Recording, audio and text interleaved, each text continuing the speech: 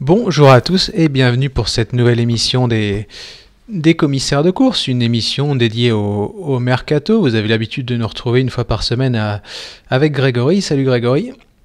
Salut tout le monde.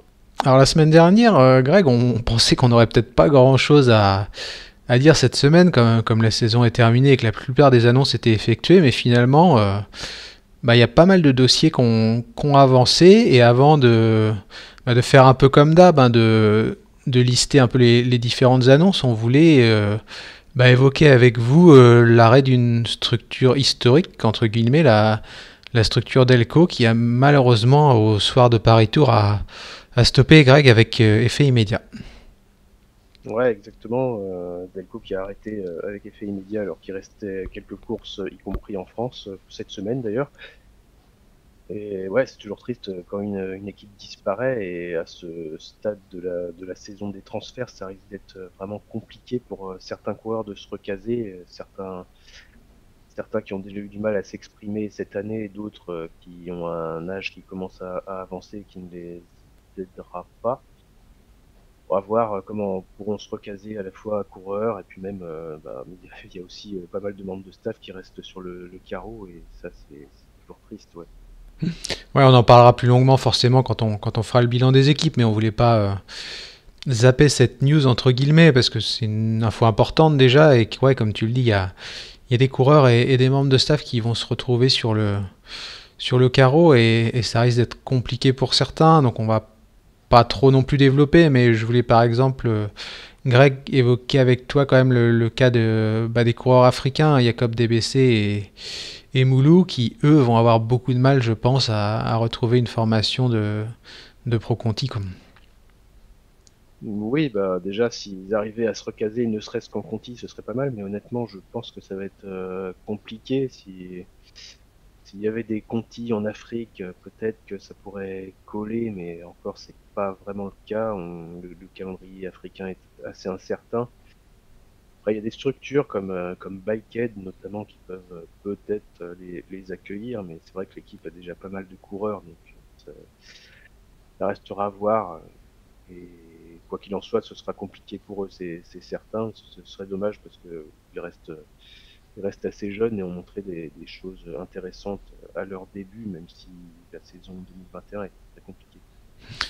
Tout à fait, ouais. Alors on va reprendre le fil normal de nos annonces et on va commencer par une signature. Alors on attendait autre chose à vrai dire, je crois que c'était jeudi dernier si je me trompe pas, parce qu'il y avait des rumeurs sur la possibilité de voir Rally Cycling reprendre la licence de Kubeka. Et finalement, c'est pas une annonce de World Tour qu'on a eu, Greg, c'est la signature de Gag Hecht, jeune coureur américain spécialiste du cyclocross qui rejoint la structure américaine. Ouais, le grand leader pour l'équipe l'année prochaine. Donc, blague à part, c'est un coureur qui est intéressant pour le circuit américain et qui a terminé deuxième de la Joe Martin Stage Race cette année, une des seules Qui a courses gagné le chrono, je crois UCI. d'ailleurs. Ouais, c'est ça, c'est un chrono difficile. C'était une des seules courses UCI courues cette année aux États-Unis. Il a su être performant là-bas. Après, à voir ce que ça donnera pour un calendrier international. Je pense qu'il sera plutôt équipier et à voir si on pourra courir de nouveau aux États-Unis. Et là, ce serait sans doute un coureur qui pourrait être intéressant au niveau local, je pense plus. Tout à fait. Alors on va passer à la suite parce qu'on vous l'a dit, on a pas mal de choses à traiter cette semaine. Alors une annonce un peu surprenante. Enfin moi ça m'a surpris. Je sais pas si c'est ton cas, Greg. La signature d'Adrien Petit chez Intermarché ou Antigobert, qui va être suivi par Dimitri Claes d'ailleurs. Ouais, je m'y attendais pas spécialement. Après, la destination par contre n'est pas forcément surprenante, mais on n'en avait pas du tout entendu parler. Et Intermarché ou Antigobert est assez prolifique au niveau des transferts cette saison. Enfin, ils sont très actifs. Et effectivement, ça va être intéressant, notamment avec Claise aussi, pour le bloc sur les classiques flandriennes notamment. Et ouais, je pense qu'ils vont pouvoir monter un peu dans la hiérarchie. Enfin, ils n'auront plus que un ou deux coureurs sur qui compter. En cas de souci, il y aura tout un bloc pour soutenir un leader. Et ça pourrait ça pourrait être intéressant, je pense. Chase notamment a fait une belle saison flandrienne. Petit a été moins en réussite, mais il n'a pas été à la rue non plus. Il a eu pas mal de malchance. On se rappelle sur Paris-Roubaix, on l'a vu sur le bas-côté de la route avec pas mal de crevaisons, de chutes. Donc, bah, il a quand même encore son coup de pédale. Il pourra peut-être se relancer. Tout à fait. Ouais. Alors j'en profite parce que je vois il y a du monde sur le chat. N'hésitez pas, hein, si vous avez des questions, même hors des annonces qu'on évoque, on les voit, donc on les prendra bien entendu. Il y a pas de souci là-dessus. Alors je vais faire un petit changement de page. Désolé, il y aura quelques bruits de clics. Du coup, parce qu'il y a eu pas mal d'annonces, donc ça tient sur 2 pages. Et Greg, la suivante, elle concerne un coureur de l'équipe Astana, Gorka Izagirre. Donc on sait que Yon va rejoindre Cofidis, mais la fratrie va se séparer puisque Gorka, lui, s'est engagé avec la formation Movistar. Ouais, les deux frères Izagirre qui se séparent et Gorka Izagirre, l'aîné des deux frères qui vient d'avoir 34 ans, qui va donc rejoindre Movistar, enfin qui retourne chez Movistar du coup puisqu'il y avait déjà été. Gorka Izagirre qui est un coureur intéressant, enfin un coureur qui peut soutenir ses leaders, protéger ses leaders, prendre du vent, prendre des échappées. Il est relativement complet, qui grimpe pas trop mal, qui est pas trop mal non plus contre la montre. Donc c'est un élément solide. C'est pas un coureur sur lequel on va compter pour forcément gagner des courses, mais c'est un appui solide pour des leaders notamment et pour se placer dans les échappées. Tout à fait. Alors Astana qui perd Gorka Izagirre, mais qui va récupérer un vainqueur d'étape du Giro. C'est Joe Dombrowski. Alors la photo est pas bonne, hein. C'est une photo ancienne. J'aurais dû en mettre une plus récente. Il était cette année chez UAE Team Emirates et non pas chez EF Education Nippo. Mais ouais, vainqueur d'étape sur le Giro qui rejoint Astana. Ouais, Dombrowski qui a encore gagné sur le Giro et qui a été par contre malchanceux très peu de temps après en abandonnant. Mais ouais, effectivement, c'est un bon baroudeur, bon chasseur d'étapes escarpé en montagne. Et ouais, c'est un coureur qui peut être intéressant à suivre, à voir quel rôle on pourra lui donner, s'il pourra toujours s'exprimer de la même manière dans une autre équipe. Après, c'est vrai que Dombrowski, il arrive à 30 ans. C'est vrai que en début de carrière, on imaginait que ce serait un des leaders sur les grands tours. Il se battait notamment avec les Parce qu'il avait remporté un Baby Giro, c'est ça, non? Ouais, c'est ça. On imaginait que ça allait être un grand leader sur les grands tours et au final, c'est vrai que c'est plutôt un chasseur d'étapes de montagne qui pourrait peut-être viser le maillot à poids sur une course de 3 semaines, mais pas du tout une place de leader d'équipe. Donc à voir s'il sera là en soutien d'un leader ou si on lui permettra de jouer sa propre carte. Sa propre carte, c'est se placer dans les échappées et tenter de gagner une étape de montagne. Ouais, tout à fait, ouais. Alors du coup, on passe à la suite. C'est une annonce de fin de carrière, Greg, hein, comme nous le dit Chang Papadopoulos sur le chat. Julien Duval, qui est équipier modèle, hein, passé par l'armée de terre notamment, et qui évoluait jusqu'à cette saison chez AG2R Citroën, qui n'a pas encore fini, parce que je crois qu'il va prendre le départ du Grand Prix des Nations dimanche. Mais ouais, équipier modèle, qui a participé... de mémoire à 2 Vuelta, qui a dû faire quelques monuments aussi. Pas de victoire malheureusement parce qu'il a toujours roulé pour ses leaders, mais un podium sur le Grand Prix de Denain. C'est toujours triste de voir des coureurs comme ça qui quittent le peloton. Ouais, Julien Duval qui a passé quand même quelques années en World Tour et sa 5e saison chez AG2R déjà. Et effectivement, ouais, il y a des coureurs comme ça qui sont équipiers, qui se sacrifient toujours pour des leaders. Certains parviennent à faire des carrières longues et raccrocher à pas loin de 40 ans, mais en ce qui concerne Julien Duval, à 31 ans, il va raccrocher. Je pense qu'il n'a pas dû avoir de proposition de la part d'AG2R pour l'an prochain. Donc,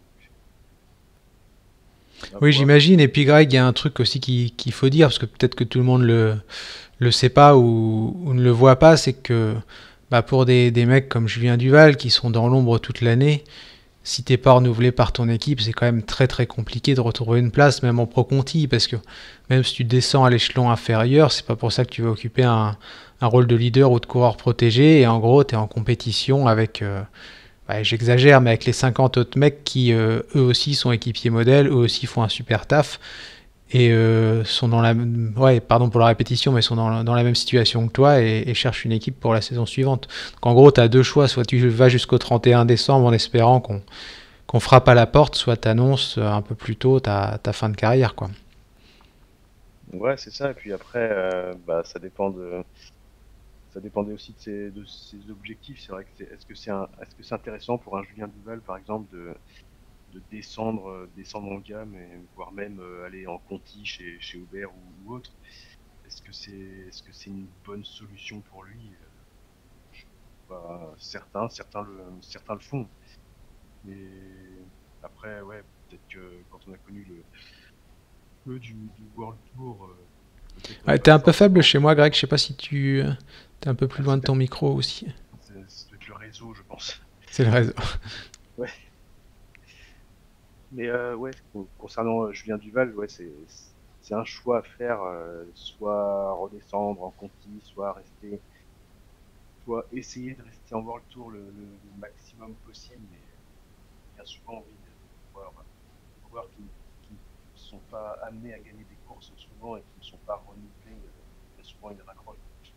On a eu un cas dont on ne parle pas forcément, et chez Cara Rural, il me semble, qu'il raccroche à peine 25 ans, c'est pareil, c'est un équipier, c'était Irizarry, je crois. Un équipier qui raccroche à 25 ans parce qu'il ne gagne pas de course, il ne progresse pas spécialement, donc il a d'autres objectifs de vie du coup. Tout à fait, ouais. Alors, bah, on va passer à la suite et bah, Lucas nous en parle, enfin nous parle d'un des coureurs concernés en tout cas sur le chat, c'est Wood Pools. Il y a eu une annonce de la Bahrain Victorious qui a indiqué qu'elle ne renouvelait pas 6 de ses coureurs. Alors je vais aller sur la page parce que j'ai pas tous les noms en tête et je voudrais pas dire de bêtises. Mais il s'agit de Marco Haller, et puis bon, c'est écrit, hein, Marco Haller, il a signé chez Bora Hansgrohe, donc il n'y a pas de souci particulier pour lui. Marcel Sieberg, lui, a annoncé sa retraite il y a déjà quelques temps, et il reste 4 coureurs de l'effectif, dont Wood Pools. Hein. Wood Pools, bah, aucune idée d'où il va. Moi, j'ai rien vu. Tu me diras, Greg, si toi, tu as vu passer quelque chose, mais pour l'instant, il n'y a rien. Il y a Kevin Inkelar. Pareil, il n'a pas trop brillé, donc ça va être compliqué de se recaser, tout comme Scott Davis. Et Rose Capecchi, qui lui, bah, peut-être avec un peu de chance, va retrouver une place dans une Pro Conti italienne, mais 4 coureurs qui pour l'instant, enfin pour ce qu'on sait en tout cas, sont dans l'expectative pour 2022. Alors, Inkelar et Davis, ça a été très compliqué sur le premier blessure. Très mal passé sur le billard cette année et il a à peine commencé l'entraînement, donc ça va être compliqué pour lui. Enfin, j'espère qu'il pourra retrouver une équipe, notamment même en continental, pour se relancer. Nicolas, je pense qu'il pourra peut-être trouver quelque chose, c'est un bon espoir. Capecchi peut-être en Italie, voire même en Conti en Italie, on verra bien les équipes qui vont en Conti.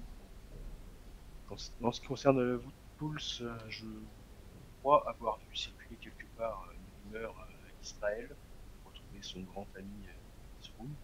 Donc à voir, à voir. C'est vrai que son passage chez Bahreïn, je trouve qu'il a été un peu décevant. Il n'a pas nécessairement brillé sur les grands tours, pas non plus sur les classiques. Alors c'est vrai qu'il aurait pu faire une sorte de lieutenant ou de second leader un peu crédible à sa signature, mais il n'a pas forcément montré grand-chose chez Bahreïn, contrairement à plein d'autres coureurs de. Tout à fait, ouais. Alors je vais pas reprendre par ordre chronologique, je vais rester sur Bahreïn parce que ça paraît plus logique. Bahreïn a dans le même temps ou le lendemain, je sais plus, a annoncé 2 prolongations. Bah, ces 2 prolongations, elles concernent 2 coureurs majeurs, à savoir Sonny Colbrelli, qui a fait une saison assez phénoménale, en remportant Paris-Roubaix, champion d'Europe, le Benelux Tour et quelques semi-classiques italiennes, entre autres.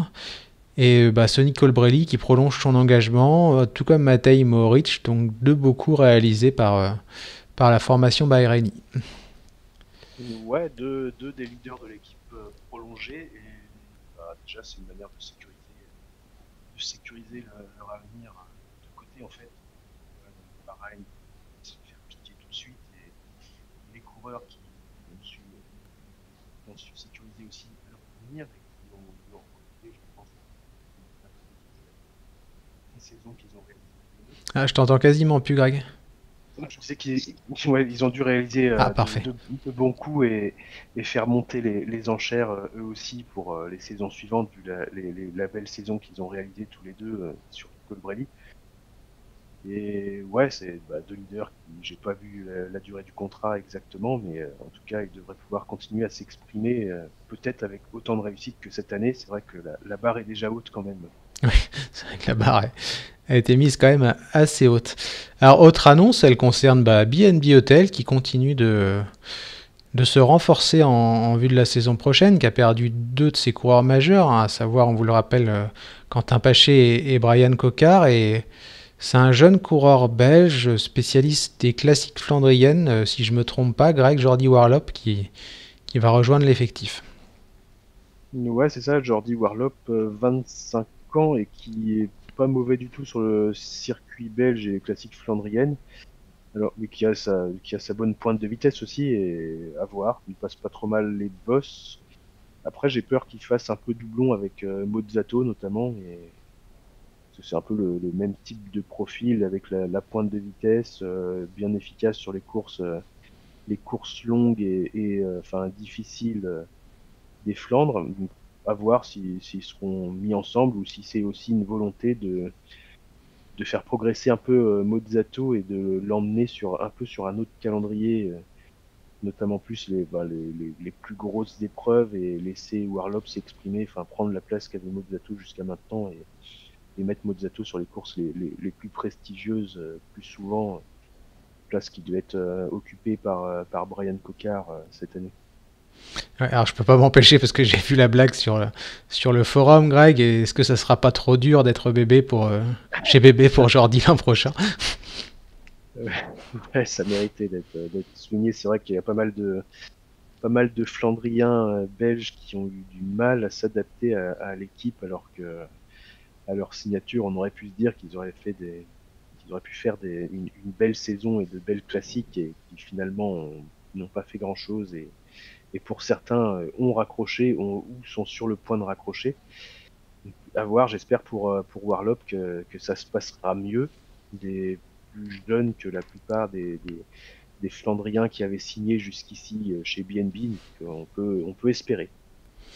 Ouais, alors grosse annonce de recrutement ensuite pour la Conti FDJ qui fait vraiment du bon boulot, hein. Autant on est un peu dur avec l'équipe World Tour sur les choix de prolongation ou autre, mais là, trois belles signatures. Le sprinter australien Jensen Plowhite qui a fait deux d'une étape du Tour de l'Avenir cette année et qui a surtout brillé jusqu'à présent sur le circuit océanien, et les Britanniques Finlay Pickering, alors Pickering, je crois qu'il fait deux du Trofeo Buffoni. Il me semble aussi qu'il doit faire une place au Rugby Land et chez les juniors. Et Samuel Watson, lui, qui était pas mal sur le Tour de l'Avenir. J'en profite pour saluer Adri qui vient de nous rejoindre sur le chat.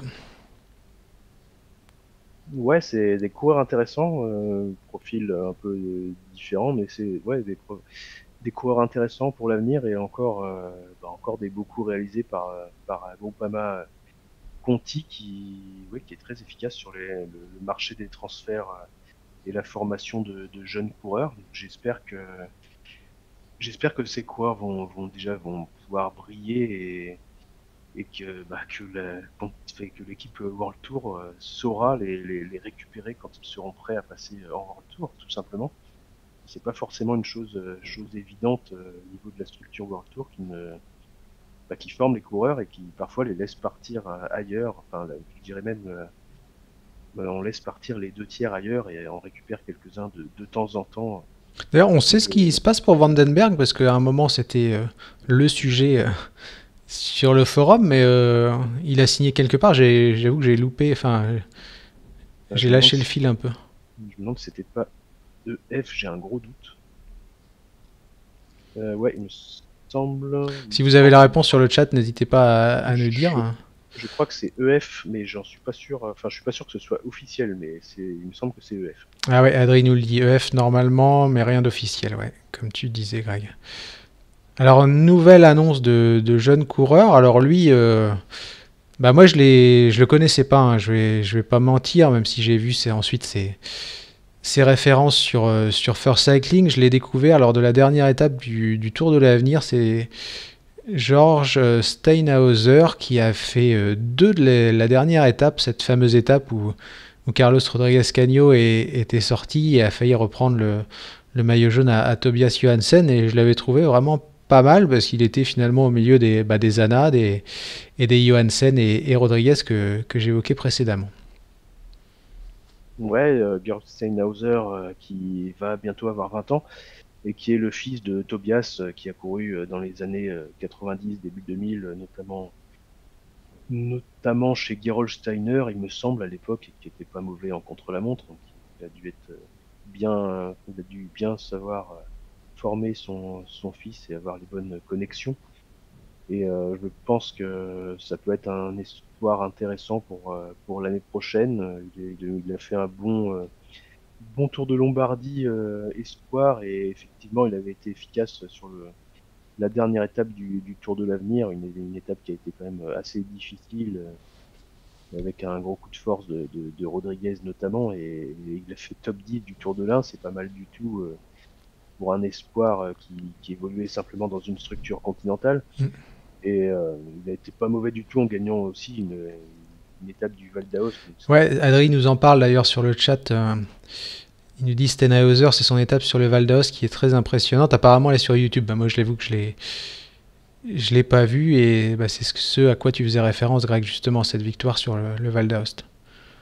Ouais, c'est pas mal du tout, mais il faudra voir ce qu'il pourra donner chez les pros. Et peut-être peut-être une sorte de 4x4 baroudeur passe-partout, enfin, un bon profil bien efficace, un peu à la Charman, on va dire. Donc, faudra voir ce qu'il pourra donner, mais c'est vrai que c'est intéressant. Tout à fait, ouais. Alors, on va passer aux annonces de ce matin, parce qu'on pensait qu'il n'y aurait pas tant d'annonces que ça, mais finalement, ce matin, il y en a plusieurs qui sont tombées. J'espère qu'on n'en a pas loupé. N'hésitez pas à nous dire, hein, si jamais, en plus des deux dernières, il y en a d'autres qui sont tombées, soit pendant l'émission, soit juste avant. Et bah, la suivante, elle concerne un coureur dont on savait où il allait, hein, parce que c'était quand même dans les infos, enfin dans les rumeurs qui circulaient depuis pas mal de temps. C'est Evan Sosa, Greg, qui va quitter Ineos et rejoindre la Movistar. Alors, moi, je trouve que son expérience est plutôt mitigée chez Ineos. Je sais pas ce que toi t'en penses. Oui, effectivement. Après, je sais pas s'il a été bien utilisé chez Ineos. Je sais pas exactement ce qu'il voulait en faire en fait. Et bah, Ivan Sosa, c'est vrai que c'est un excellent grimpeur. Vraiment, il vole dans l'école quand il est en très grande forme. Après, le souci, c'est que bah, il paye aussi son gabarit, et que sur le plat, il est vraiment, enfin, sur le plat, dès qu'il y a du vent, enfin, il est complètement largué, quoi. Donc, c'est vrai que quand on le met sur un grand tour pour soutenir un leader, si jamais on se tape une semaine de vent, une semaine de bordure, des trucs comme ça, bah, quand on arrive en montagne, il est cramé. Oui. C'est vraiment un coureur comme, même si c'est une référence un peu sulfureuse, mais à l'époque, les Leonardo Piepoli, les gars comme ça, Ouais, Adrien nous parle de euh, Rurano aussi, hein. c'est vraiment le gars qui était super efficace sur les étapes de montagne, à condition de s'être préservé sur les étapes de plaine, et pas forcément ce qu'on demande dans une structure comme Ineos. Donc je vais voir s'il sera plus efficace l'année prochaine chez Ouais, Movistar. puis il aura On va forcément voir. plus de liberté, Greg, aussi chez Movistar, du coup. Ouais, puis s'il retrouve un peu le rôle qu'il avait chez Androni, savoir aller chercher les courses par étapes d'une semaine qui comportent pas de contre-la-montre. Et là déjà ça pourrait être pas mal. Il est quand même Sur des très Burgos efficace. ou des courses comme ça, ouais. Ouais, il aime bien les ascensions comme le Picon Blanco notamment. Il est très efficace là-dessus. C'est un coureur normalement qui peut s'exprimer sur une semaine et qui peut sur un grand tour, à condition qu'on le laisse vraiment se reposer limite en pleine et choisir, enfin vraiment cibler ses Un étapes. coureur de Vuelta, si je résume bien ton propos, quoi. Voilà, un coureur de fin de saison et un coureur aussi qui choisit ses étapes, qui va choisir une étape très difficile et qui va se concentrer sur cette étape-là, quitte à vraiment laisser couler sur toutes les autres ou sur une grande partie des autres. Mais Ouais. à la fin, ça peut faire une ou plusieurs victoires sur des courses prestigieuses ou voire en World Tour. Oui, tout à fait. Ouais, ça peut être. Enfin, pour moi, c'est un bon coup réalisé par la Movistar. Disons qu'il faut pas s'en servir comme lieutenant, quoi. Oui, non, voilà, quoi, faut pas le cramer. Mais c'est un peu ce que nous dit Polska, hein.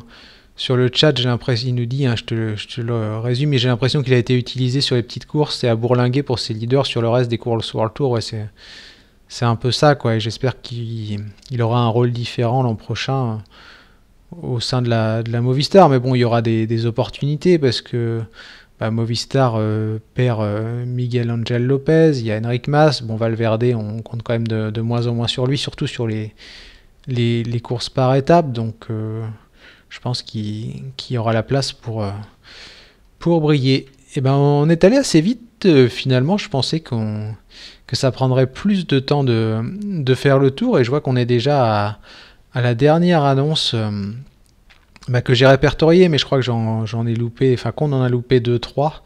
Tu me diras après, hein, Grégory, si toi t'as vu passer des prolongations, des annonces. Je sais qu'en off tu m'as parlé de 2-3 trucs juste avant, donc on aura le temps du coup de les évoquer. Chang nous dit aussi qu'il y aura 2 annonces chez BNB aujourd'hui. Et ouais, on va en parler juste après, du coup c'est pas mal qu'il nous le dise. Je sais pas s'il y a des infos, des rumeurs qui circulent déjà. Mais en attendant, 2 nouvelles recrues pour Astana. Alors Astana, on attend toujours Miguel Angel Lopez, hein, que j'évoquais précédemment, qui n'a toujours pas officiellement signé, enfin sauf si c'est tombé là dans les minutes qui ont précédé. Mais 2 signatures curieuses, je trouve. Enfin, t'as envie de dire que c'est pas les bons, même si si Henao, Sergio est moins performant qu'il y a quelques années. Et Leonardo Basso, 2 ans de contrat, du mal à comprendre un peu cette annonce, quoi. Enfin, ces annonces, pardon. Ouais, faut voir. Après, c'est vrai que c'est 2 coureurs qui connaissent bien le World Tour d'un côté, de l'autre, ça doit être 2 coureurs qui doivent pas être forcément très gourmands au niveau salarial. Donc, 2 éléments, 2 équipiers. Je pense qu'ils doivent être assez efficaces dans ce rôle. Ça doit être simplement le travail qu'on doit leur demander, soutenir. Ouais. Basso, copain de Moscone, leader. nous dit Adri. Alors ça peut être la raison, tiens. Et ça peut aider, certainement. Ça peut aider, c'est ouais. vrai que c'est vrai qu'il était lui aussi chez Ineos, justement, donc ça peut s'expliquer, effectivement. Oui, surtout quand on a été le plus fort sur Paris-Roubaix, on a peut-être plus de... Il y a peut-être eu un an en plus, on ne sait pas des fois, de négocier. Je plaisante, hein, bien entendu, parce que j'imagine que le contrat a été peut-être signé avant, de toute façon. En plus, ouais, donc on va passer à ce que j'ai oublié. Greg, tu m'as donné 2-3 infos en off. Pardon, je t'ai coupé. Ouais, j'avais parlé simplement de Lawson Craddock, en fait, qui a remercié IF et qui quitte l'équipe, qui n'a pas annoncé sa destination future. C'est pour ça que on n'avait pas forcément parlé, mais c'est vrai que c'est un bon baroudeur, bon coureur contre la montre. Ça peut toujours être un élément sympa à récupérer. Donc on va voir pour lui. Tout à fait. Effectivement. Ah bah tiens, Greg, c'est vrai qu'on n'en a pas parlé. Adrien nous le rappelle et il a bien raison. La situation de Kubeka, de Bike Exchange aussi, parce que j'ai l'impression que tout est un peu lié. Et le cas Premier Tech. Alors, après, je vais te donner la parole, Greg, mais moi j'ai entendu un peu tout et son contraire en off depuis quelques semaines. À un moment, c'était Bike Exchange qui tenait la corde pour Premier Tech. Premier Tech, on le rappelle, c'est le sponsor secondaire pour l'instant d'Astana, mais qui s'en va suite au désaccord avec Vinokourov. Alors, ils ont été annoncés, les Canadiens, chez Bike Exchange. puis ça a été Kubeka, puis Rebike Exchange, et finalement Cycling News nous a annoncé que les négociations ont été rompues entre la formation australienne et le sponsor canadien. Donc quid de cette espèce d'imbroglio autour de ce sponsor qui est courtisé, j'imagine, parce qu'on a deux formations qui financièrement sont pas dans la meilleure situation possible, donc j'imagine que ça doit discuter dur pour les récupérer, quoi. Ouais, effectivement, et on sait en plus que de toute façon, au niveau de Première Tech, il y aura aussi des coureurs dans le package, notamment Ouais, Fuglsang et Hull, je crois aussi. Fuglsang, il y a Hull aussi, il me semble. Et moi, j'aurais bien envie de rajouter une troisième équipe, histoire de faire un triangle, Rally Cycling, qui a des intérêts au Canada également. Donc, ça pourrait batailler sévère pour récupérer le sponsor. Certains pour essayer de se sauver financièrement, parce que Bike Exchange, ça doit être chaud.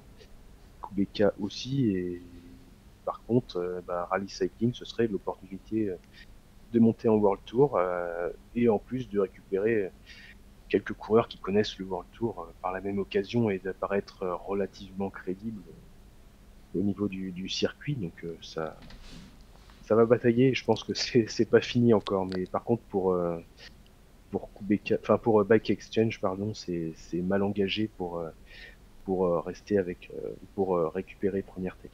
Tout à fait. Alors ouais, tu parlais de rallye, on nous en parle aussi sur le chat. Rallye, eux, ils sont pas dans la même situation parce qu'ils ont des fonds, on va dire, quasiment illimités, parce que la maison mère, on le rappelle, c'est une boîte qui doit faire environ 200 milliards de chiffre d'affaires par an, donc ils n'ont pas trop besoin d'aller quémander à droite et à gauche. Et c'est vrai que Adri nous le rappelle, et c'est aussi ce que Stéphane Hulot m'avait dit quand je l'avais interviewé il y a quelques années. Rallye, c'est une structure qui refuse d'avoir au sein de son staff un seul membre ou un coureur qui a eu des soucis avec la patrouille. Donc, bon, non pas que le coureur danois en ait eu officiellement, en tout cas, mais il y a eu quelques petits doutes, je crois, à un moment. Donc, Adrien nous dit, Rallye, je les vois mal accepter Fuglsang. C'est vrai que c'est possible aussi, et peut-être que Rallye, s'il y a des négociations, parce qu'on ne sait pas, hein. Moi j'ai demandé à Rallye pour être tout à fait transparent, et bon, forcément on m'a pas expliqué oui c'est vrai ou non c'est faux, mais il n'y a pas eu trop de commentaires, mais j'imagine que c'est un critère qui est très important pour eux, Greg, si vraiment il y a des négociations, cet aspect éthique. Ouais, si c'est leur ligne de conduite, je les vois mal collaborer avec un Fuglsang. Après, c'est vrai qu'officiellement il y a rien eu, mais il y a eu pas mal d'articles quand même qui sont sortis, même s'il n'y a pas eu de contrôle, il y a rien d'officiel. Mais ça restera à voir. Après, encore une fois, enfin, peut-être qu'ils peuvent espérer c'est peut-être pas le bon mot, mais compter sur la faillite d'une des équipes pour passer en World Tour, y compris sans l'appui de Première Tech. Et d'ailleurs, on va le rappeler parce que c'est une question qui revient souvent, hein. Je ne l'ai pas vu aujourd'hui parce que j'imagine que ceux qui sont sur le chat doivent connaître la réponse. Pour ceux qui nous écouteront en replay, on le dit, Greg, si jamais il n'y a que 18 structures World Tour, ça peut être une bonne nouvelle pour les Pro Conti parce que du coup, ça veut dire qu'il y aurait une invitation de plus disponible pour les grands tours. Donc, ce qui signifierait qu'en l'état actuel des choses, et ça ne peut pas changer là à quelques jours de la fin de saison, si on n'a que 18 structures en World Tour, Alpecin Phoenix, mais aussi Arkea Samsic seraient automatiquement qualifiés, sous couvert que l'UCI ne change pas ses règles, hein, parce que ça c'est encore possible, mais seraient automatiquement qualifiés pour les deux grands tours, pour les trois grands tours, l'an prochain, et ça laisserait une place de plus et une ouverture peut-être pour BNB, parce que BNB, il faut le dire, à l'heure actuelle, et si la logique sportive est respectée, ils n'ont quasiment aucune chance de prendre le départ de la grande boucle en 2022. Mais si jamais il y a une équipe en World Tour en moins, la donne changerait, et puis la donne changerait aussi pour les formations italiennes, hein, parce qu'il y a plus d'équipes italiennes que de place pour le Giro, et idem en Espagne, où ça risque d'être très compliqué aussi l'an prochain pour les invitations. Ouais, c'est ça. Déjà cette année, que ce soit sur le Giro et la Vuelta, il y a au moins un minimum une équipe locale qui est restée. Sachant que cette année, il y avait une dérogation en plus qui permettait d'avoir une équipe en plus. Ouais, exact. Et puis en plus, au Giro, il y a une équipe qui a été mise sur le carreau après avoir eu des soucis avec la patrouille. Et ouais, une équipe pour le Tour en moins, ça permettrait à quasiment l'ensemble des pro Conti du pays concerné d'être sur le grand tour de leur pays. Donc je vais pas dire que c'est pas mal pour ces équipes-là. Après, il faudra voir si effectivement il n'y a pas de changement de règles, mais si, Oui, parce que ça, on n'est jamais à l'abri, hein, malheureusement. bah, ça peut changer même en cours de saison. Donc c'est vrai que c'est toujours assez Mm. compliqué. Mais oui, Bah, ceci dit, on effectivement. critique l'UCI, mais moi je trouve que cette année c'était quand même une bonne chose d'accorder cette dérogation qui a permis à pas mal de structures d'être pérennisées, je pense, pour les grands tours. Ouais, puis après, pour une BNB Hotel, par exemple, ce serait une bonne chose de refaire le tour. Ils ont vraiment fait un bon tour cette saison. Ce serait dommage d'être écarté parce qu'il y a trop d'équipes au départ. Enfin, ce serait pas mal d'exister aussi l'an prochain. Enfin, ils ont fait un meilleur tour que Total cette année, par exemple. Donc, ce serait dommage d'être écarté l'an prochain après avoir brillé pourtant. Même si on le rappelle, hein, et c'est vrai que vous avez raison, hein, c'est Lucas, Polska et Adri, enfin les trois qui nous le rappellent. Bah, si jamais on arrive à 18 World Tours seulement, donc la situation qui était en vigueur là, il y a quelques années, ça ne veut pas forcément dire que BNB a sa place assurée, parce que on sait qu'ASO, bon, ils vont privilégier des équipes françaises, mais leur truc 100% français, c'est pas non plus ce qui décide d'habitude. Enfin, c'est pas l'impression que j'ai moi en tout cas, ou l'impression qu'ils veulent donner de toujours faire du franco-français. Je me rappelle que Wanty avait été privilégié par exemple il y a quelques temps. Et bah, c'est vrai qu'on a une OX, Greg, et on en parlera quand on fera nos bilans, qui fait quand même une super saison, qui au classement UCI est devant BNB Hotel de quelques centaines de points, je crois. Et avec le départ au Danemark, parce que je crois qu'un des co-sponsors est danois, il y a aussi peut-être une possibilité de passer devant la structure de Jérôme Pinault. Enfin, il n'y a pas eu une assurance garantie pour BNB en cas de World Tour à 18 de faire le tour quoi qu'il se passe, quoi. Ouais, exactement. Et puis, UnoX a quand même un gros effectif. Enfin, ils n'ont pas forcément de superstars dans l'effectif, mais ils ont un gros effectif. Ils ont déjà 30 coureurs pour l'année prochaine, donc de quoi faire, pourquoi pas le Tour de France plus une autre course en même temps. Ouais, puis une grosse structure de développement qui permet de faire passer quelques mecs, enfin de faire l'ascenseur à quelques mecs dans l'année. Ouais, et puis en plus de la structure de développement est montée, par exemple, le Ouais, vainqueur du Tour oui. de l'avenir, tout simplement. Et ça peut être une attraction.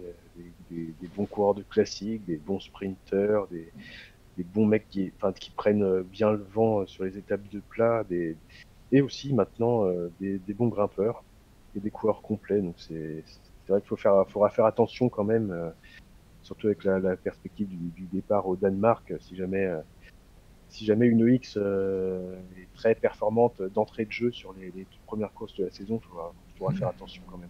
Ouais, puis c'est vrai que Matchang nous le dit, ce serait une belle récompense parce que bah, une OX, ils font du très bon boulot, hein, faut le dire, sur le recrutement. Ils se trompent pas trop, c'est des mecs pas trop connus qui prennent, enfin pas trop connus du grand public, hein. J'entends, forcément les suiveurs avertis les connaissent logiquement, mais moi je trouve que ce serait une bonne nouvelle aussi de les voir au départ du Tour de France ou d'un autre grand tour, hein, peu importe, parce qu'on a quelque chose qui se passe, je trouve, en Norvège. Il faut rappeler qu'ASO a des liens aussi avec la Norvège, parce que c'est eux qui, par exemple, co-organisent l'Arctic Race, si je dis pas de bêtises, et ce serait peut-être pas mal s'il y a du vrai boulot de fait pour, au niveau des courses, d'avoir une structure qui est intéressante et qui va des féminines en passant par les espoirs et le World Tour, donc, ou la Pro Conti. Enfin, ce serait pas mal de pérenniser, je trouve, le vélo en Norvège grâce à ça peut-être, et lui donner un petit peu plus de lumière, quoi, parce que peut-être qu'ASO pense aussi à ce genre de considération. Peut-être Certainement. pas du tout, hein, Après, mais si, il y a de bonnes chances qu'ils y pensent. Après, faudra voir si dès cette saison, ça serait mis en place. Mais effectivement, le départ au Danemark, forcément que ça joue beaucoup et que ça pourrait ça pourrait propulser une équipe comme UNOX en wildcard. Faudra vraiment voir.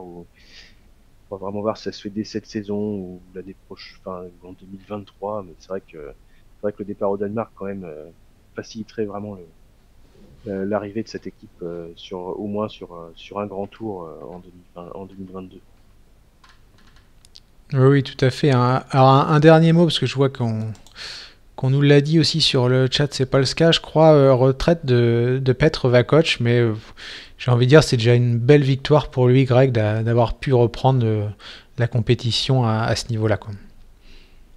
Vakoch, ouais, c'est vrai il a pas mal galéré avec ses blessures notamment, et c'est vrai il était revenu à un niveau, il a réussi à revenir à un niveau intéressant, alors que à la reprise, c'était vraiment très très compliqué. Vous voyez quand même traîner un peu sa misère, et finalement, il a réussi à retrouver un niveau très correct, mais il va se retirer à la fin de la saison. Je pense qu'il aurait aimé peut-être retrouver le niveau qui était le sien avant ses blessures et qu'il ne parvient pas forcément, même s'il a retrouvé un niveau correct.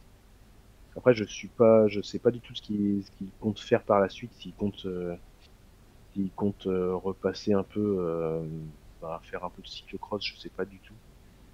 Donc, Ouais, j'avoue que j'en ai aucune idée. j'ai pas du tout suivi le truc, donc à voir, ouais, effectivement, mais autrement, ouais, c'est une fin de carrière d'un coureur qui aura été assez intéressant, mais qui n'aura pas pu s'exprimer pleinement suite à des graves soucis enfin, de santé, de chute, de blessures. Donc, ouais, c'est toujours dommage de finir de cette façon-là, mais ça arrive dans le sport professionnel. Oui, malheureusement, c'est un peu le lot du truc. Qu'est-ce que je voulais dire? J'ai vu des commentaires sur le parcours du Tour de France et notamment le peu d'étapes de plat annoncées. J'en profite, je sais pas qui sera là parmi nous, mais on fera une émission demain soir, hein, entre 19h et soit à 19h, soit à 20h en fonction des disponibilités de chacun, mais on débriefera ce parcours du Tour de France forcément, et j'imagine que vous serez nombreux demain soir à venir découvrir les différents profils et discuter de la course. Moi, j'avoue que j'attends ça avec impatience. C'est la première année, je sais pas toi, Greg, où je regarde pas en plus les différentes rumeurs. J'avoue que j'ai presque rien regardé, à part le grand départ au Danemark, et forcément, il y a des trucs que j'ai vus malgré moi, et notamment un passage dans le nord de la France. Et je vais pas en dire plus, parce que je sais qu'il y en a qui aiment regarder la presse et découvrir les choses, donc je voudrais pas trop spoiler non plus, mais est-ce que tu attends, toi, Greg, cette présentation, ou est-ce que tu as déjà regardé un peu sur la toile comment ça allait se dérouler? Ouais, honnêtement, j'ai juste regardé vite fait les villes départ, mais sans plus, donc du coup, je ne sais pas grand-chose du parcours. J'attends et j'espère que je pourrai voir en direct la présentation et que ça traînera pas trop à commencer. Et ouais, j'espère avoir un parcours équilibré, un parcours surtout qui permet de bien départager les coureurs tout au long de la course et pas simplement sur quelques étapes, mais vraiment qui pourra être performant sur l'ensemble des 3 semaines, pouvoir être départagé sur tous les terrains. Bah, ça traîne moins qu'avant, j'ai l'impression. Enfin, comme tout le monde connaît plus ou moins le parcours, j'ai l'impression qu'il y a quand même moins de blabla qu'il y a quelques années autour du parcours. Et tiens, on nous pose une question. Argambos, qui est un des membres du forum d'ailleurs, j'en profite pour vous dire que faut pas hésiter à aller sur le forum aussi. Il y a toujours plein d'infos super intéressantes, et des membres qui ont d'énormes connaissances sur beaucoup de sujets. Aucune rumeur chez Total Energy. Eh ben, on a évoqué Fuglsang, Greg, en début d'émission ou en milieu d'émission, peu importe. Et à un moment, il était lié à Total Energy. Alors, est-ce que tu as entendu d'autres choses? Est-ce que tu penses qu'on peut retrouver encore un leader, entre guillemets, signé en dernière minute chez Total Energy? Bah, ça, c'est une bonne question. C'est vrai qu'ils ont déjà récupéré Peter Sagan quand même, donc ça doit être quand même, Après, à quand savoir si même c'est pas mal. Specialized qui paye une partie, parce qu'on sait que chez Bora, et vous me corrigez, hein, surtout si je me trompe, je crois que c'est SP qui prenait en charge la totalité ou une majorité du salaire de Sagan, je crois. Ouais, il me semble aussi. Mais c'est vrai que ça doit quand même prendre pas mal d'argent, on va dire. Enfin, enfin pas mal de masse salariale pour Sagan et son train finalement. Enfin son train, c'est des pieds. Donc faudra voir. Après, c'est vrai que le marché actuel des transferts et quelques équipes qui ont des difficultés à se maintenir, il y aura aussi des coups à faire. Des mecs Est-ce qu'il serait content chez, tiens, je vais poser la question à Gombos, est-ce qu'on serait content chez Total Energy de retrouver un Woodpulse par exemple? Est-ce que ça irait avec les valeurs de la formation vendéenne? Qu'est-ce que t'en penses toi, Greg? Parce que Gombos peut pas me répondre forcément en direct. Mais...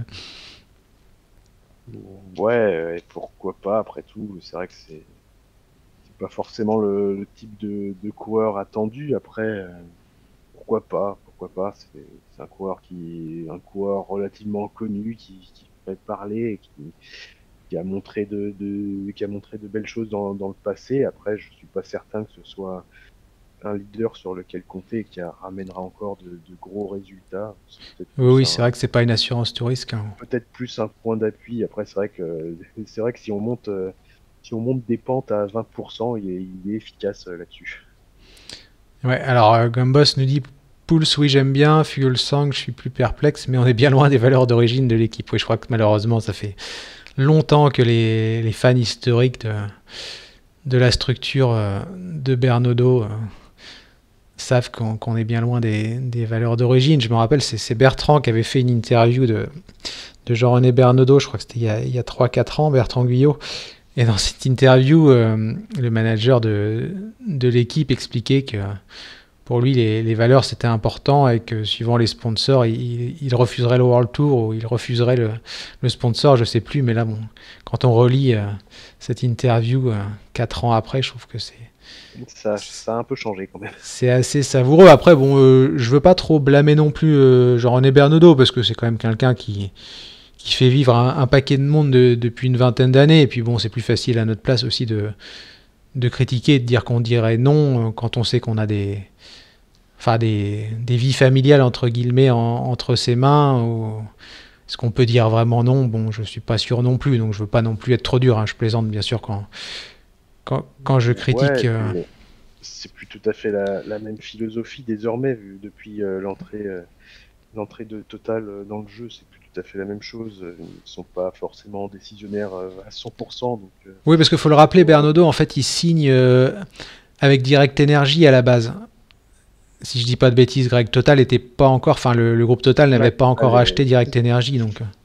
Total est venu après et je pense qu'il y a quelques décisions qui sont prises et Bernodeau ne peut plus maintenant donner sa seule volonté. Il est bien obligé de se plier un peu au souhait de Total qui est là pour injecter un peu. Oui, parce que pour un sponsor pour Total, pour être clair, Greg, si tu investis dans le vélo, c'est pas pour avoir j'allais dire une équipe en bois, pardon, c'est pas du tout pour être offensant, mais c'est pas du tout pour avoir une équipe de second plan, et on l'a vu très vite, en fait, ils se retrouvent avec ce truc-là. Et avoir une équipe de vélo, on n'a pas trop le choix, parce qu'il y a un engagement qui a été pris par Direct Energy, mais on a très vite essayé de faire un gros coup, quoi. Je sais qu'on a essayé Julien Lafilippe, par exemple, là on voit Peter Sagan, mais pour une énorme boîte comme ça, c'est avant tout du marketing, en fait, l'équipe de vélo. Donc tu le fais pas pour avoir des mecs que personne connaît, quoi. Enfin, je sais pas si tu partages ce constat-là, Greg. Ouais, non, mais effectivement, ils sont là pour faire les titres, pour faire parler d'eux et pour aussi faire parler d'eux par leur performance et enfin non pas faire parler d'eux comme on l'a beaucoup fait jusqu'ici, c'est-à-dire un coureur qui fait une super échappée et qui va. Oui, c'est pas l'esprit Total, quoi. C'est pas. Là, ils souhaitent vraiment exister tout le long de la saison, gagner des courses, gagner des grandes courses si possible. Et c'est comme ça qu'ils veulent faire parler d'eux, par leurs résultats et par le fait qu'ils ont une belle équipe avec des leaders et des gens que tout le monde connaît, et pas seulement qu'en France. Ouais, voilà, parce que faut le dire, hein, c'est des boîtes comme Ineos, en fait, c'est de ce niveau-là. Donc, forcément, quand on investit, c'est un peu comme si, pardon pour le parallèle, hein, peut-être que certains le trouveront pas pertinent, mais je vois qu'Adrien nous parle de footballeurs, c'est un peu comme si le Qatar arrive à Paris et puis achète Mitroglou, quoi, ou des mecs que personne connaît et que personne veut. Quand on investit et qu'on a ces moyens-là, c'est forcément pour enfin c'est pour gagner comme UAE, hein, pour rester sur le vélo. Ils viennent, on voit que direct on file quand même des gros salaires et qu'on est capable de proposer 5 ans à 6 millions ou 4 ans, je sais plus, à un Tadej Pogacar, quoi. Ouais, exactement. Et ça a bien sécurisé son avenir et ça permettrait de faire parler énormément d'eux, y compris si Pogacar ne restait pas jusqu'au terme du contrat, puisqu'il y aurait quand même une sacrée somme à débourser si on voulait Ah oui. le récupérer entre-temps. Et ouais, c'est des équipes maintenant enfin, c'est un peu, c'est un peu la nouvelle donne et ce qui risque d'être la norme en fait au niveau du World Tour et même des meilleurs Conti Pro dans les années qui viennent. Faudra voir jusqu'où ça ira et Ouais, parce que ça sera peut-être le sujet d'une autre émission, Greg, mais faut quand même le dire et être honnête, hein, parce qu'on a souvent critiqué Eurosport, on en a parlé la fois dernière, mais en France, puis en Europe, hein, de manière générale, parce que quand Eurosport achète des droits, en général, c'est sur toute l'Europe, sauf exception, le vélo, il y a quand même une exposition médiatique qui est assez énorme en termes de jours de retransmission par an. Je suis pas sûr qu'à part le foot, il y a un autre sport qui propose autant de diffusion, que ce soit en gratuit grâce à la chaîne L'équipe ou France Télévisions ou en payant sur Eurosport et payant quand même à un tarif qui reste assez abordable, hein. Je crois que c'est 50 balles environ l'année. Mais du coup, bah, pour un sponsor qui a beaucoup d'argent, il y a quand même une grosse exposition médiatique avec un gros catalyseur qui est le Tour de France. Et finalement, pour pas grand-chose, parce que même UAE, admettons qu'ils mettent 40 millions par an sur la table. 40 millions par an sur la table, c'est un cinquième d'un transfert de Kylian Mbappé. Donc, c'est le budget d'une toute petite équipe de Ligue 1 aussi. Donc, enfin, finalement, Greg, et on va finir là-dessus, parce que c'est pas forcément le sujet, puis je vois qu'on s'éternise.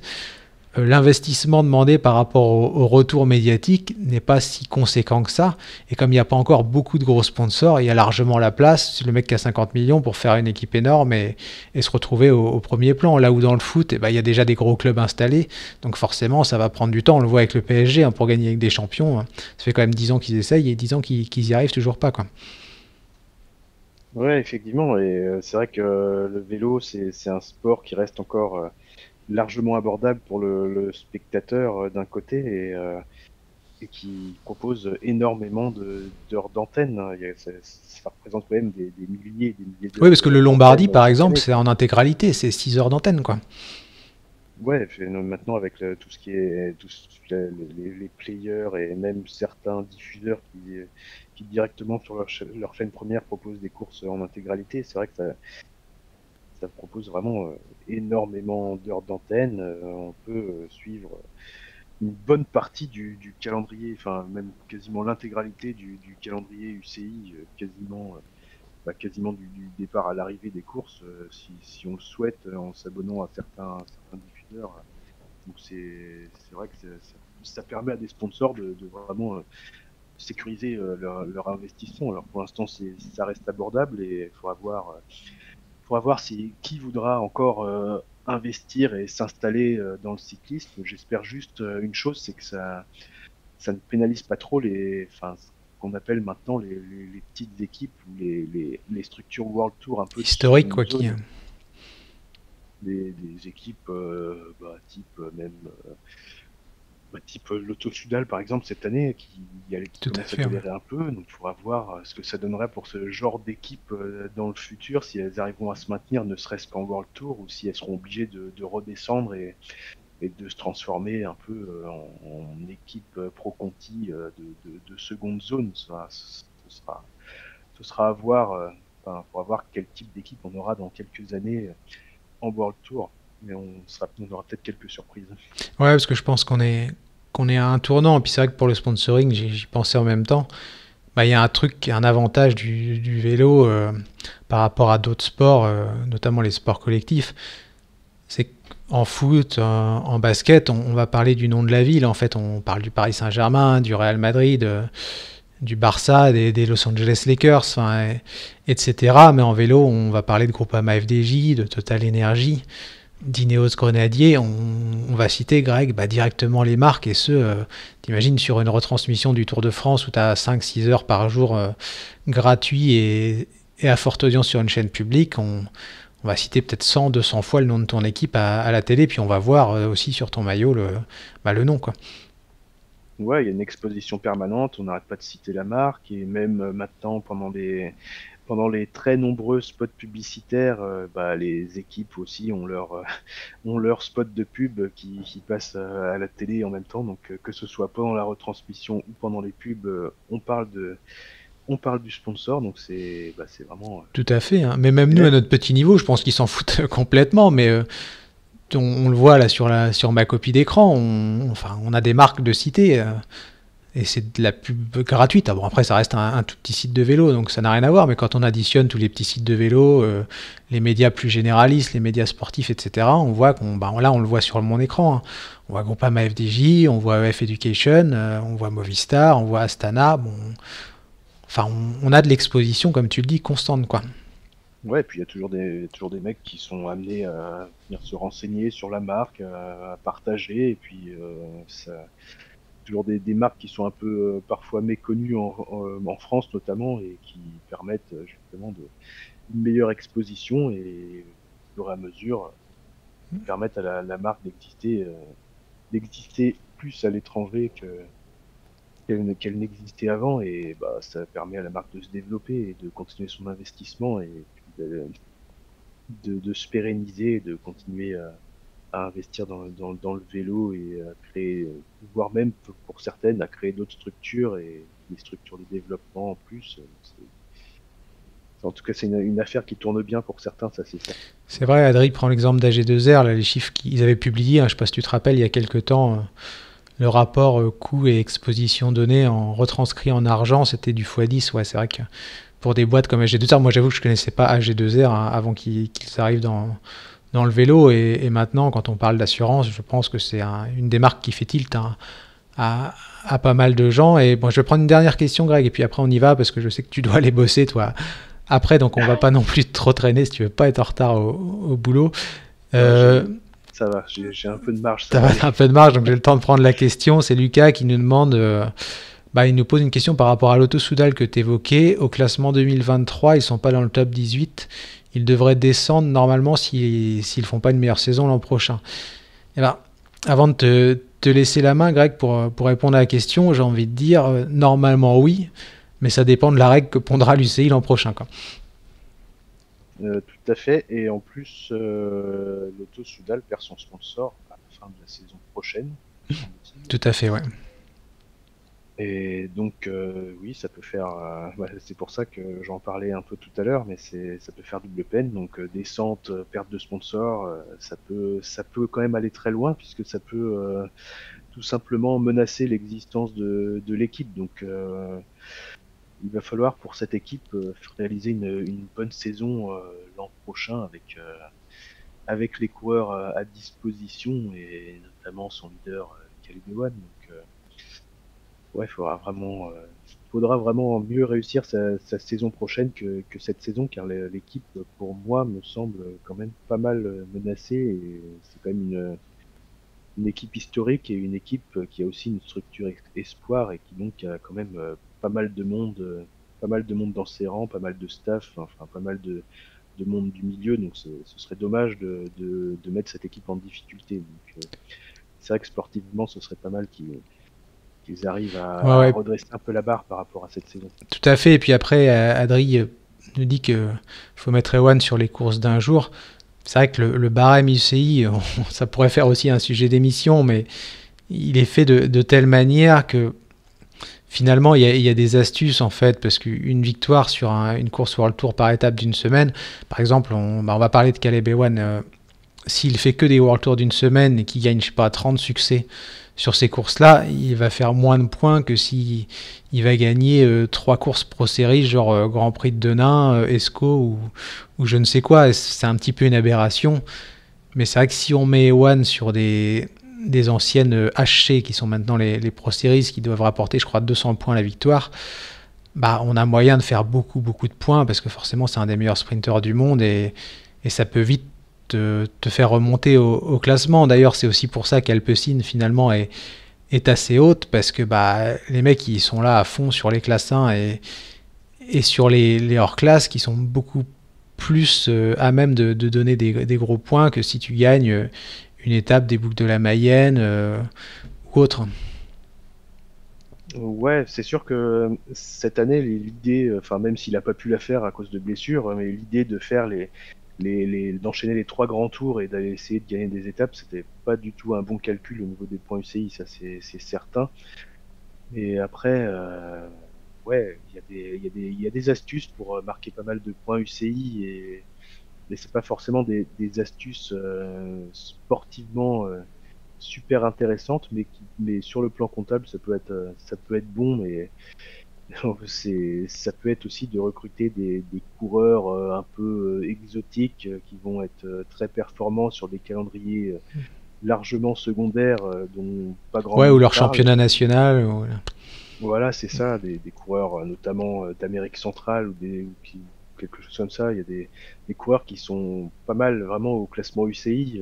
Enfin, je pense que certains pourraient regarder un peu les classements UCI. Il y a des coureurs dont on n'entend absolument pas parler, mais qui ont beaucoup de points parce qu'ils sont performants sur les points 2, notamment en Turquie. Ils sont présents sur leurs championnats nationaux. Ils ont plein de championnats continentaux qui rapportent beaucoup de points. Donc ça, c'est le genre de coureur qu'on peut avoir sur une saison et qui rapporte plein de points, même s'il n'est pas vraiment au niveau World Tour, mais ça peut permettre à une équipe de sauver sa tête sur une saison. Mais par contre, c'est vrai que ça reste quand même largement dommage que ce type de coureur marque autant de points UCI. Oui, tout à fait. Le barème pose vraiment problème. Ouais, il y a un truc à faire. Mais bon, après, comme l'UCI respecte pas les règles de montée et descente, au final, ça change pas grand-chose, parce que, faut le dire... Ouais, c'est vrai que ça fait pas mal d'années que ce système est censé être mis en place, et au final, pour l'instant, bah, personne monte, personne descend, ou alors, si quelqu'un descend, c'est parce que bah, la structure a coulé, quoi. Donc, Après, ça fait juste bien quand tu vas voir les sponsors, je pense, de dire que tu as tant de points, que tu es tant au classement. Puis en plus, là, je vois Lucas, il nous pose la question, est-ce que c'est le même système de division que dans le foot? Bah, on l'a dit, pas vraiment, parce que bah, Grégory l'a très bien évoqué. Il n'y a pas eu une seule montée ou une seule descente qui s'est faite de manière sportive entre le World Tour et la Pro Team, et entre la deuxième et la troisième division, il n'y a pas non plus de système de montée ou descente. C'est là où ça pourrait être intéressant, parce que du coup, les meilleurs Pro Team Conti pourraient monter en Pro Conti, mais la Pro Conti, en fait, ça se fait juste sur un critère d'argent. Je vais prendre l'exemple de Novo Nordisk, et je vais vraiment finir là-dessus, parce qu'on a pas mal débordé. Novo Nordisk, qui doivent être, je crois, Greg, 110e ou 120e au classement UCI. Ils ont gagné une course en 5 ans. Et ils sont pro Conti parce qu'il y a un budget qui leur permet de prétendre à cette division, mais sportivement, ça vaut même pas une DNA en France, quoi, clairement. Non, mais c'est ça, mais c'est essentiellement des garanties bancaires qui sont assurées et données à l'UCI. Après, il y a juste un nombre de coureurs minimum à respecter, et comme Novo Nordisk est enregistré comme équipe américaine, ils n'ont pas besoin d'avoir 20 coureurs comme c'est le cas en France notamment, où c'est vraiment 20 coureurs minimum pour une Pro Conti. Donc aux États-Unis, en tant qu'équipe américaine, c'est 16, ouais. 16 coureurs, oui. Et du coup, bah, c'est 16 coureurs plus garantie bancaire suffisante, et ça passe. Après, c'est vrai que dans le passé, on a connu quelques équipes un peu bizarres qui ont apporté des garanties bancaires qui étaient censées être suffisantes, mais qui ne l'étaient pas. On a eu notamment la Funvic, l'équipe brésilienne, hein. qui était venue avec des documents un peu falsifiés. Enfin bon, c'était un peu un sketch. On a eu W52, l'équipe portugaise qui est montée, mais qui n'aurait peut-être pas dû monter. Et, enfin voilà, c'était pas forcément, les garanties n'étaient pas forcément obtenues, même au niveau financier. C'est tout un processus à faire, mais c'est vrai que pour être pro Conti, essentiellement, c'est le financier et le respect du nombre de coureurs qui compte, et pas leur valeur sportive. Tout à fait. Bah, sur ces bonnes paroles, on va vraiment mettre un terme à l'émission, parce que je vois que ça fait déjà 1h10 qu'on est en ligne. Je vois qu'il y a pas mal de monde ce matin, donc bah, je tenais au nom de l'équipe à vous remercier de nous suivre. Et puis Greg, ce sera peut-être ni toi ni moi, mais en tout cas, une partie de l'équipe vous donnera rendez-vous demain soir pour le débrief du parcours du Tour de France 2022. Donc merci beaucoup Greg, et bonne journée à tous. Salut, bonne journée.